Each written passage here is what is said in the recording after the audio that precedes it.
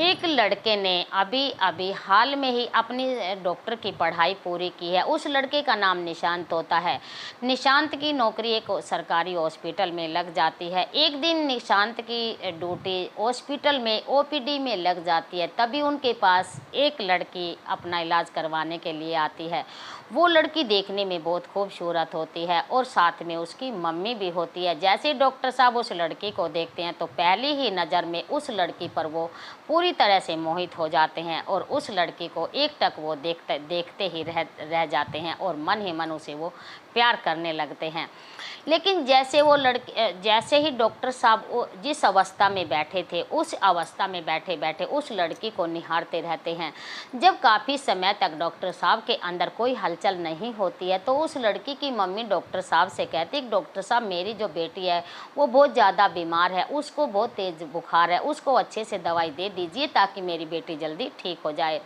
Doctor साहब जैसे उस लड़की की मम्मी की आवाज़ को सुनते हैं तो वो एकदम से नॉर्मल हो जाते हैं और वो लड़की की मम्मी से कहते हैं कि आप सबसे पहले तो इस लड़की का जो ब्लड ग्रुप है उसको चेक करवाइए और उसके बाद मैं इनको 2 दिन की दवाई दे देता हूँ। आप ठीक समय पर इनको दवाई देते रहिए तो ये जल्दी ही ठीक हो जाएंगी। लेकिन फिर भी यदि कोई कमी रह जाती है आप तीसरे दिन दोबारा से आकर दवाई ले जाइए और तब तक तुम्हारे जो ब्लड ग्रुप की रिपोर्ट है वो भी आ जाएगी। लड़की की मम्मी 2 दिन की दवाई ले लेती है और अपनी बेटी का ब्लड ग्रुप भी वो चेक करवा लेती है और उसके बाद वो दवाई लेकर अपने घर की तरफ जाने लगती है। और जैसे ही वो लड़की और उसकी मम्मी मेन गेट की तरफ आने लगती हैं तो डॉक्टर साहब एकटक उन दोनों को निहारते रहते हैं जब तक वो मेन गेट से बाहर नहीं आ जाती। अब डॉक्टर साहब के मन में एकदम से बेचैनी होने लगती है और उनका मन आज ड्यूटी पर बिल्कुल नहीं लगता है। तो डॉक्टर साहब ओपीडी से उस लड़की का जो रिकॉर्ड है वो ले लेते हैं और उस लड़की का नाम और मोबाइल नंबर डॉक्टर साहब ओपीडी से ले लेते हैं और हाफ डे अपने जो हॉस्पिटल में अपने हाफ डे की छुट्टी लगाकर डॉक्टर साहब अपने घर के लिए चले जाते हैं। जैसे ही डॉक्टर साहब की मम्मी अपने बेटे को घर पर जल्दी आया देखती है तो वो अपने बेटे से कहते कि तुम आज जल्दी हॉस्पिटल से कैसे आ गए। तो डॉक्टर साहब अपनी मम्मी से कहते हैं कि आज मेरी तबीयत को ठीक नहीं है इसलिए मैं जल्दी आ गया। डॉक्टर साहब सीधे अपने कमरे में चले जाते हैं और जाकर अपने बेड पर लेट जाते हैं और बार बार उसी लड़की के बारे में सोचते रहते हैं। डॉक्टर साहब लेटे लेटे मन ही मन सोच रहे थे कि मेरे पास उस लड़के का नाम भी है और मोबाइल नंबर भी है, क्यों ना मैं जो नंबर मिलाकर उस लड़की से बात कर सकूं। तो डॉक्टर साहब जैसे ही अपने मोबाइल नंबर से उस लड़की का नंबर मिलाते हैं तो पता चलता है कि उसके मोबाइल का जो नंबर है वो उनके पड़ोसी का है।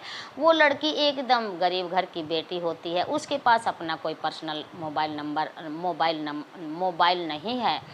तो यदि किसी से उस लड़की को बात करनी है या करवानी है या कहीं उसको बात करनी है अपने पड़ोसियों का नंबर दे दिया करती है जिससे उसका काम चल जाता है। उसका अपना कोई पर्सनल मोबाइल नंबर नहीं है।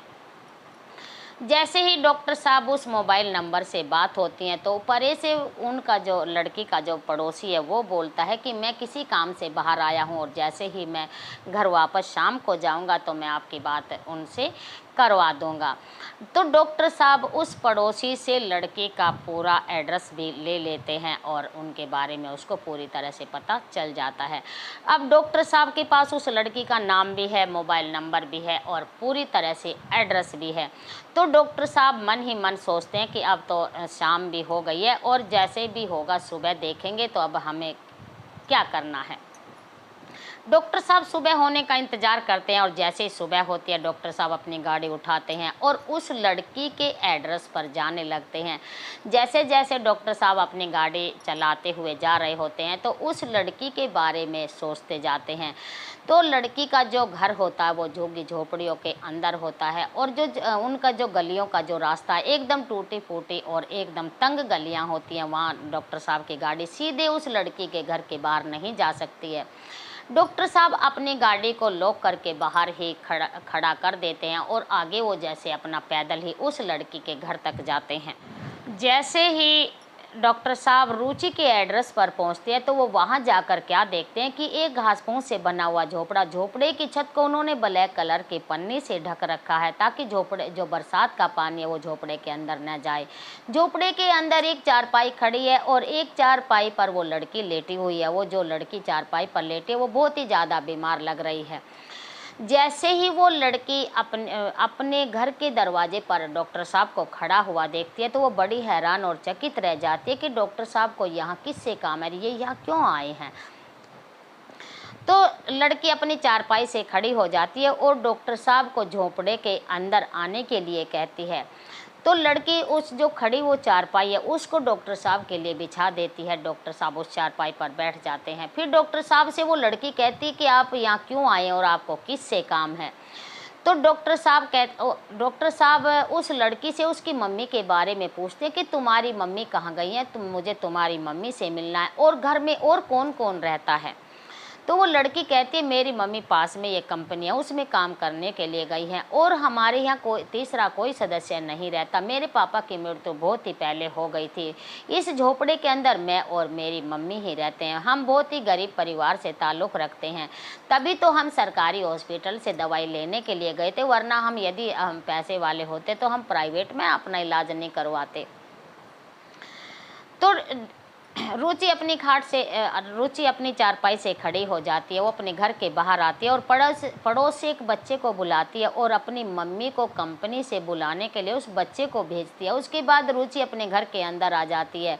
डॉक्टर साहब के लिए कप चाय बनाती है। डॉक्टर साहब को एक प्याला चाय का दे देती है। डॉक्टर साहब चाय पीने लग जाते हैं। जैसे डॉक्टर साहब धीरे धीरे चाय पीते हैं और फिर वो उस लड़की से पूछ बैठते हैं, रुचि से पूछ बैठते हैं कि यदि मैं तुमसे कुछ कहूँ तो तुम बुरा तो नहीं मानोगी। तो वो लड़की अपनी बीमारी के बारे में सोचने लगती है कि कहीं मुझे इतनी बड़ी कोई बीमारी तो नहीं है जिससे मतलब जिसका कोई इलाज ना हो। तो डॉक्टर साहब मेरे घर तक आ गए हैं। यदि उस बीमारी का कोई इलाज ना हो, मुझे कोई इतनी बड़ी बीमारी तो नहीं है, कोई घातक बीमारी तो मुझे नहीं हो गई है। तो डॉक्टर साहब फिर कहते हैं कि यदि मैं कुछ पूछूं तो तुम बुरा तो नहीं मानोगे। तो उसके बाद रुचि डॉक्टर साहब से कहती है कि मैं बुरा नहीं मानूंगी, आपको जो कहना खुल कर कहिए, जो होगा देखा जाएगा। लेकिन रुचि को यही शक था कि ये मेरी बीमारी के बारे में बताएंगे, कहीं मुझे इतनी कोई बड़ी बीमारी तो नहीं लग गई है। तो डॉक्टर साहब चाय पीते रहते हैं और फिर चाय पीते पीते रुचि से अपने प्यार का इजहार कर देते हैं और कहते हैं कि मैं तुमसे प्यार करता हूँ, तुमसे शादी करना चाहता हूँ और जब से मैंने तुम्हें देखा है मैं तुमसे ही प्यार करने लगा हूँ और वरना मैं किसी से भी शादी नहीं करूँगा। जैसे ही रुचि डॉक्टर साहब के मुख से ये शब्द सुनती है तो वो एक ही दम से अपनी चारपाई से खड़ी हो जाती है और उसका जो दिमाग है एकदम सुन्न हो गया था और उसके पैरों तले से एकदम ज़मीन निकल गई थी कि डॉक्टर साहब ये क्या कह रहे हैं, क्या नहीं, मेरी कोई समझ में नहीं आ रहा। थोड़ी देर के बाद वो शांत सी हो जाती है और उसके बाद डॉक्टर साहब से कहती है कहीं तुम पागल तो नहीं हो गई, तुम्हारा दिमाग तो ठीक है, आप कहाँ और हम कहाँ, आपकी और हमारी बराबरी बिल्कुल भी कहीं से कहीं तक भी नहीं हो सकती। हम तो एक गरीब आदमी है, आप बहुत अमीर आदमी हो। और दूसरा ये जो समाज है हमारे रिश्ते को कभी नहीं अपनाएगा, हमारे रिश्ते को बदनाम करके रख देगा। हम किस किस को सफाई देते फिरेंगे, ऐसा कभी नहीं हो सकता। तो डॉक्टर साहब कहते हैं कि यदि मैं शादी करूंगा तो तुमसे ही करूंगा वरना मैं शादी नहीं करूंगा। तो डॉक्टर साहब रुचि से कहते हैं कि यदि तुम्हें सोचने समझने के लिए वक्त चाहिए तो मैं वो भी तुम्हें देता हूं। मैं तुम्हारे जो जवाब का इंतज़ार करूंगा, जो भी तुम जवाब दोगी वो मुझे मंजूर होगा। इतना कहने के बावजूद डॉक्टर साहब वहाँ से चले जाते हैं और अपने घर के लिए आ जाते हैं। जैसे डॉक्टर साहब रुचि के घर से चले जाते हैं तो तभी उसके बाद रुचि की मम्मी वहाँ आ जाती है। तो रुचि की मम्मी जैसे ही रुचि से आके पूछती है कि डॉक्टर साहब आए थे, कहाँ गए हैं। तो रुचि अपनी मम्मी को कोई भी जवाब नहीं देती है। तो वो एकदम उसका जो दिमाग है वो काम करना बंद कर देता है। तो फिर दोबारा से रुचि की मम्मी रुचि से कहती कि मैं तुमसे कुछ पूछ रही हूँ, डॉक्टर साहब आए थे, कहाँ गए हैं। थोड़ी देर के बाद रुचि अपनी मम्मी से कहती है कि डॉक्टर साहब आए थे, अब वो अपने घर चले गए हैं, वो ऐसे ऐसे कह कर गए हैं।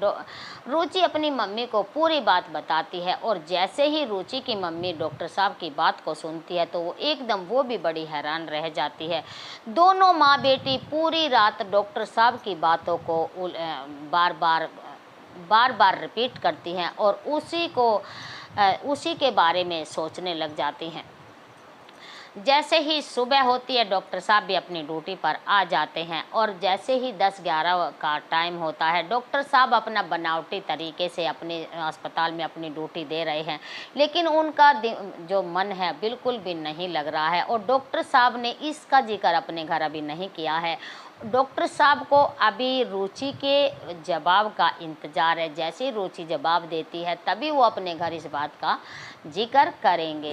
तो जैसे ही 10-11 का वक्त होता है, रुचि अपनी मम्मी के साथ हॉस्पिटल में आती है और हॉस्पिटल में आकर वो सीधी डॉक्टर साहब के केबिन में जाती है। तब तक डॉक्टर साहब भी अपने मरीजों को देखकर अपने केबिन में आ जाते हैं। अपने केबिन में आकर अपनी चेयर पर बैठ जाते हैं। डॉक्टर साहब अपनी चेयर पर बैठकर वो रुचि के फेस की तरफ देखते रहते हैं कि रुचि क्या जवाब देगी। पता नहीं, उसके डॉक्टर साहब के मन में भी काफ़ी सारी उलझन है, पता नहीं ये हाँ कहेगी या ये ना कहेगी। लेकिन जब दोनों रुचि और उसकी मम्मी भी बैठे रहते हैं और डॉक्टर साहब भी अपनी सीट पर बैठे रहते हैं, एक दूसरे से कोई कुछ नहीं कह पाता है। थोड़ी देर के बाद रुचि की मम्मी डॉक्टर साहब से कहती कि यदि मैं तुम्हारे घर पर अपनी बेटी का रिश्ता कर भी देती हूँ तो पहले तो ये समाज पता नहीं क्या क्या कहेगा। दूसरा, जब तक तुम्हारे मम्मी पापा मेरे घर पर आकर मेरी बेटी के रिश्ते की बात नहीं करेंगे तब तक मैं अपनी बेटी का रिश्ता तुम्हारे घर पर नहीं करूँगी। तुम एक अमीर आदमी हो, हम एक गरीब आदमी हैं। ये इतना कहकर रुचि और रुचि की मम्मी अपने घर के लिए चली जाती हैं। जैसे ही शाम होती है डॉक्टर साहब अपने घर जाते हैं और अपने घर अपने मम्मी और पापा को बैठाकर, डॉक्टर साहब के घर में 4 सदस्य हैं। 2 वो भाई बहन होते हैं, एक डॉक्टर है, डॉक्टर से छोटा एक भाई और है और उसके मम्मी पापा। डॉक्टर साहब सभी को अपने इकट्ठे बैठा लेते हैं। तो डॉक्टर साहब अपने मम्मी पापा से कहते हैं कि मैं एक लड़की से प्यार करता हूँ, वो एक बहुत ही गरीब परिवार से है और उसके पास देने के लिए कुछ नहीं है और मैं उसी से प्यार करता हूँ और उसी से मैं शादी करूँगा। तो डॉक्टर साहब के जो पिताजी हैं वो उनका भी एक अच्छा खासा बिजनेस है, वो भी अच्छे खासे पैसे वाले हैं।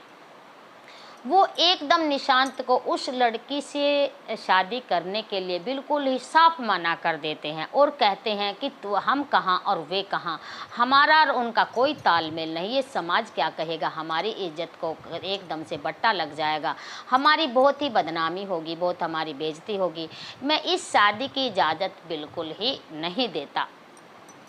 लेकिन निशांत अपनी बात पर अड़ग रहता है कि यदि मैं शादी करूंगा तो उसी से करूंगा। लेकिन फिर भी जो उसकी मम्मी और पापा हैं वो एक तरफ हो जाते हैं और वो अपने बेटे से कहते हैं कि हम इसकी इस शादी की इजाज़त नहीं देते, यदि तुम्हें शादी करनी तुम अपनी मर्ज़ी से कहीं भी कर सकते हो, हमें इस बात से कोई भी गिल्ला शिकवा नहीं है, जो तुम्हारी मर्ज़ी जैसे हो ऐसे कर सकते हो। लेकिन डॉक्टर साहब अपने पापा से कहते हैं कि रुचि की मम्मी की एक शर्त है, जब तक तुम मम्मी और पापा उनके घर जाकर उनकी बेटी का जो रिश्ता है, उनकी बेटी का हाथ नहीं मांगोगे तब तक वो मेरे घर पर रिश्ता नहीं करेंगी। आप जैसे भी होकर, जैसे भी और ऊपर से ही सही, दिल से ना ही, मेरे लिए ही सही और ऊपरले दिल से सही, एक बार मेरे लिए आप उनके घर जाओ और उनसे रिश्ते की बात करो, तभी उसकी जो मम्मी हैं वो हमारे रिश्ते की मंजूरी देंगी। निशांत के पापा और मम्मी और जो उनका भाई है वो सुबह तैयार हो जाते हैं और वो रुचि के एड्रेस पर पहुंच जाते हैं, रुचि के घर पर पहुंच जाते हैं। जैसे ही डॉक्टर साहब रुचि के घर पहुंचते हैं तो वो बाहर खड़े होकर रुचि के घर को देखते हैं। तो रुचि के घर के अंदर 2-4 बर्तन हैं जिनमें वो अपना खाना बना लेते हैं, खा लेते हैं। 2-4 पाई पड़ी हैं।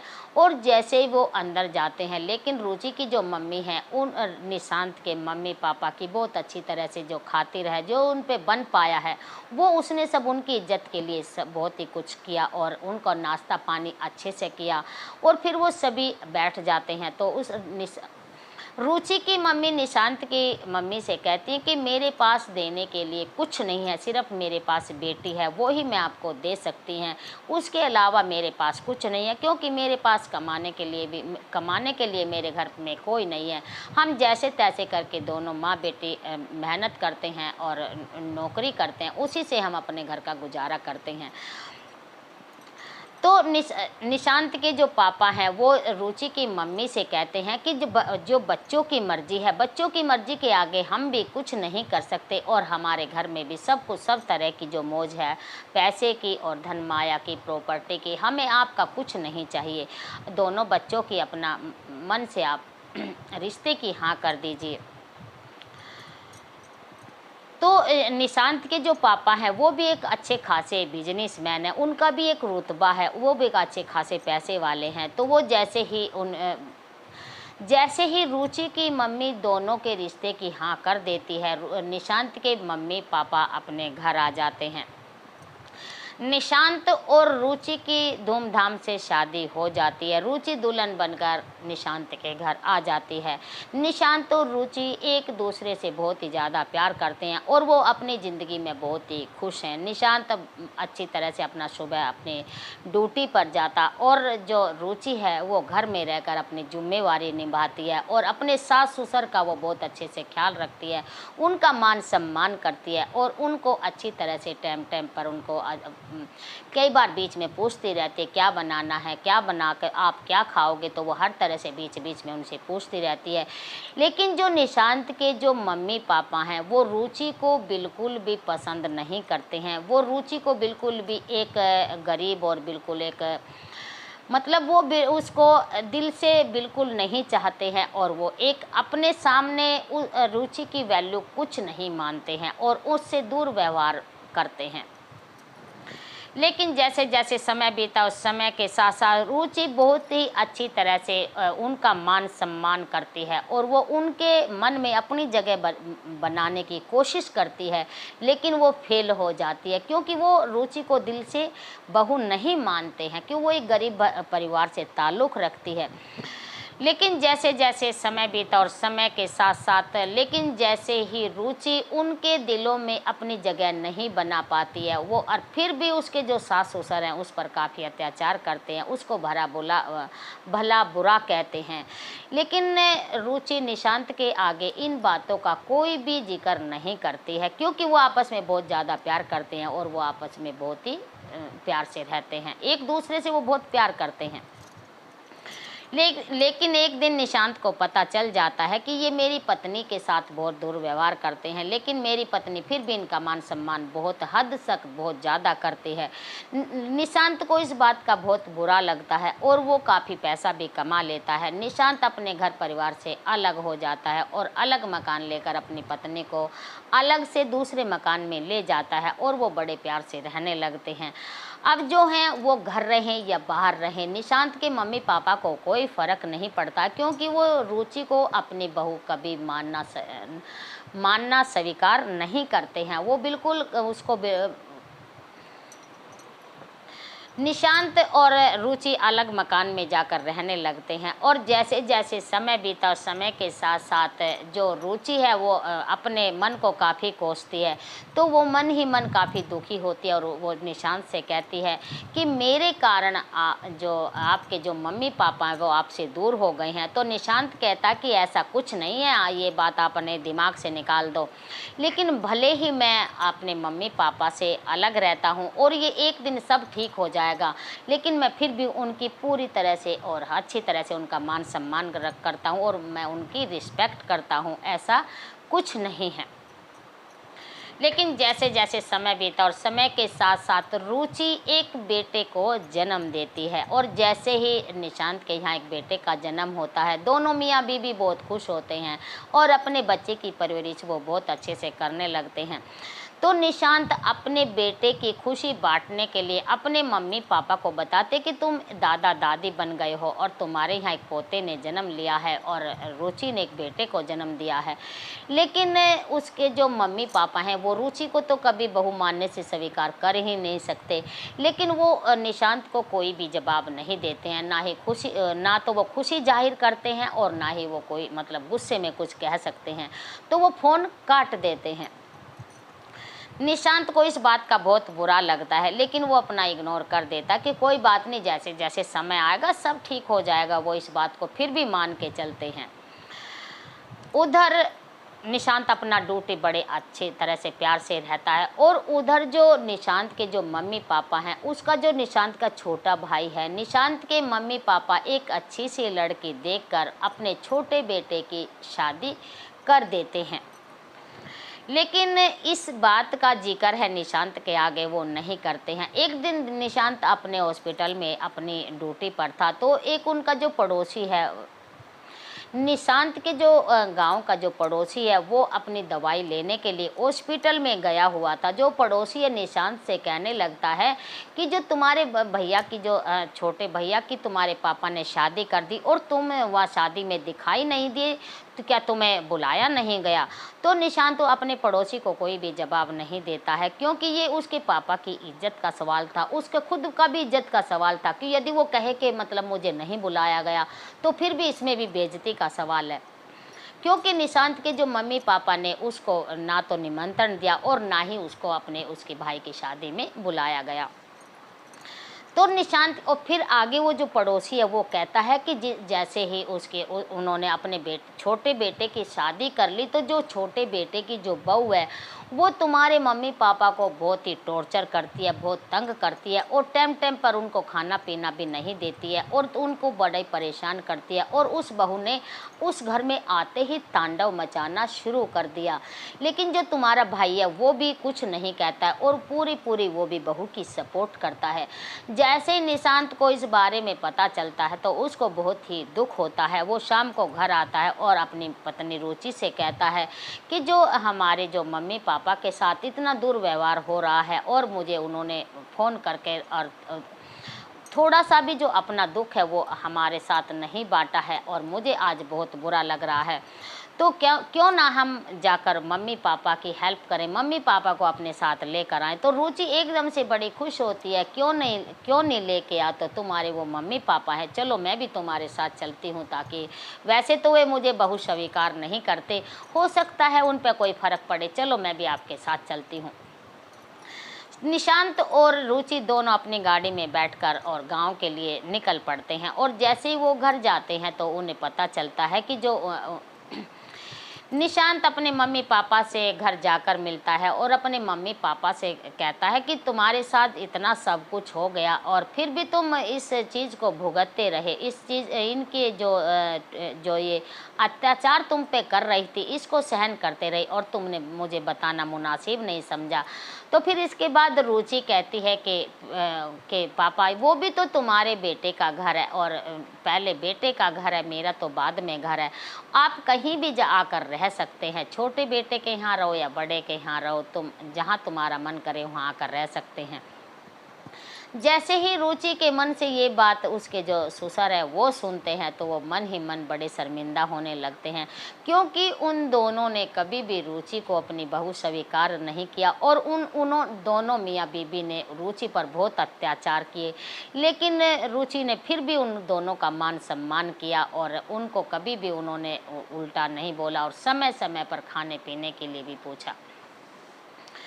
तो निशांत अपने मम्मी पापा को अपनी गाड़ी में बैठा लेते हैं और घर का जो वो लॉक लगा देते हैं और घर की जो चाबी है वो पड़ोसियों को दे देते हैं कि जैसे भी शाम को मेरा छोटा भैया और उनकी बहू आएगी तो ये चाबी उनको दे देना, मम्मी पापा को मैं अपने साथ ले जा रहा हूँ। जैसे निशांत अपने मम्मी पापा को अपने घर लेकर आता है तो वो तो जो रुचि है वो अपने सास ससुर की बहुत अच्छी तरीके से सेवा करती है, मान सम्मान करती है, बहुत इज्जत देती है। लेकिन रुचि के मन में कोई भी फ़र्क नहीं है कि इन्होंने मेरे साथ ये कर दिया वो कर दिया, मैं इनका मान सम्मान नहीं करूँगी।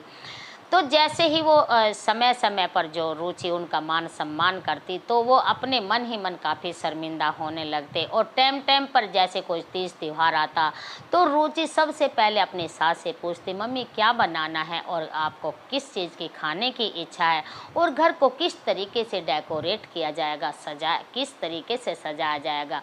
तो जैसे ही दोनों मियाँ बीवी, जो उसके निशांत के जो मम्मी पापा होते हैं, वो अकेले बैठकर फिर भी वो इस बात पर सोचने पर मजबूर हो जाते हैं कि इस बेटी के साथ हमने कितना अत्याचार किया, कितना हमने इसके साथ दुर्व्यवहार किया, इसको कभी अपनी बहू स्वीकार नहीं किया, ये फिर भी हमारा मान सम्मान इतना ही करती है और हमें बहुत ही शर्मिंदगी है। तो उनको उसकी जो सास है बहुत ढेर सारा अपनी बहू को आशीर्वाद देती है। तो जो उसके जो ससुर हैं वो रुचि को, निशांत के जो मम्मी पापा हैं वो रुचि से माफ़ी मांगते हैं कि बेटी तू हमें माफ़ कर दे, और हमने तेरे साथ इतना दुर्व्यवहार किया लेकिन तुमने फिर भी हमारा मान सम्मान किया। तो वो कहती है कि बाबूजी ये तुम्हारे बेटे का घर है और आप जहाँ चाहे यहाँ रहें वहाँ रहें, लेकिन ये कोई समय का चक्कर होता है, और यदि मैं इनके साथ शादी नहीं करती और हम आपसे अलग नहीं होते तो हमारा जो इतना गहरा प्यार है वो कैसे होता। यदि मैं इनके साथ मेरी शादी हो गई है, आप मुझसे घृणा करने लगे थे, घृणा करते थे, तो अब ये जो दिलों में जो हमारा प्यार है, गहरा जो हमारा प्यार है, ये कैसे हमें मिलता। तो वो पिछली बातों को रुचि अपने सास ससुर से कहती है कि बाबूजी आप पिछली बातों को भूल जाएं और नए सिरे से ज़िंदगी शुरू करें। तो निशांत के जो मम्मी पापा हैं वो रुचि का बहुत अच्छे से मान सम्मान करते हैं, और रुचि भी अपने सास ससुर का बहुत मान सम्मान करते हैं, और वो एक ही जगह रहकर बहुत अच्छे खुशी खुशी रहते हैं। उधर जैसे ही शाम होने को आई, तो जैसे ही शाम हो जाती है तो जो उसका निशांत का जो छोटा भाई और जो बहू है वो शाम को घर आते हैं। तो घर आकर देखते हैं कि घर का लॉक लगा हुआ है। तो वो पड़ोसी जो हैं उनको घर के लॉक की जो चाबी है वो दे देते हैं, और उनको कहते हैं कि जो तुम्हारे मम्मी पापा को जो बड़ा भाई है वो लेकर चला गया, अब वो वहीं पर उनको रखेगा। निशांत का जो छोटा भाई और जो बहू है वो निशांत के घर जाते हैं और उनसे कहते हैं कि मम्मी पापा को तुम किस होदे से, किस मतलब जोर से यहाँ लेकर आ गए हो, और तुम्हारा क्या हक बनता है कि तुम मम्मी पापा को यहाँ लेकर आ गए हैं।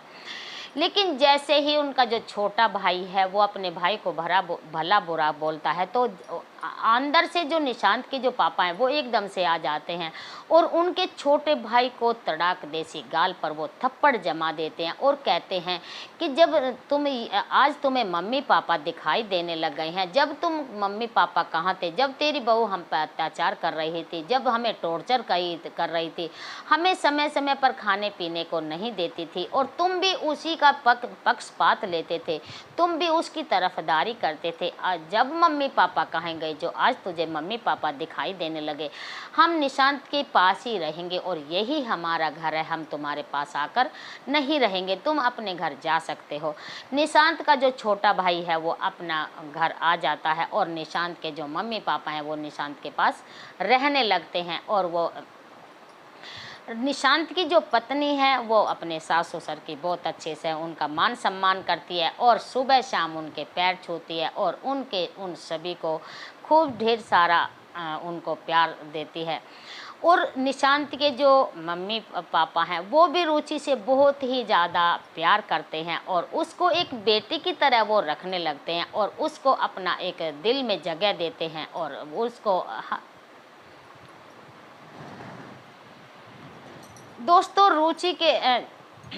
दोस्तों जो निशांत के मम्मी पापा हैं वो रुचि को अब दिल से बहू मान लेते हैं और वो रुचि से बहुत ही ज़्यादा प्यार करने लगते हैं। रुचि भी अपने सास ससुर का मान सम्मान करने में, उनकी रिस्पेक्ट करने में कोई भी कमी नहीं छोड़ती है, और उसके जो मम्मी पापा हैं वो सारा दिन अपने पोते को खूब खिलाते हैं और उनका खूब टाइम पास होता है और वो खुशी खुशी एक ही साथ एक ही छत के नीचे एक ही घर के अंदर रहते हैं। दोस्तों ये कहानी थी निशांत और रुचि की। क्या कहना चाहोगे तुम उस गरीब लड़की के बारे में जिसने सबका दिल जीत लिया, जिसने जो इतनी मतलब सुशील और सुंदरता वाली जो और नेचर वाइज अच्छी लड़कियां, भगवान ऐसी बहू सबको दे और मैं उसको ढेर सारा आशीर्वाद देती हूँ। जो है जय भारत, जय हिंद और जय हिंदुस्तान। जय हिंद, नमस्कार। और ऐसे ही मिलते रहेंगे और वीडियो को ज़्यादा से ज़्यादा शेयर भी करना। Bye, best of.